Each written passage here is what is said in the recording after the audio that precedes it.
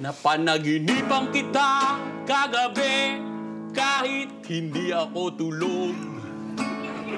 Kaya pinilit kong matulog para maging totoo ang panaginip ko.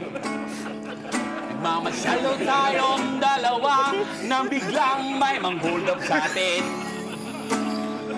Hinawakan ko raw ang iyong kamay at ikaw ang ginawa kong panangga. Ang ganda ng panaginip ko dahil ikaw lahat may tama, ako wala. Dinala daw kita sa ospital, pero iniwan din kita. Dahil napansin ko, wala pala akong dalang pera.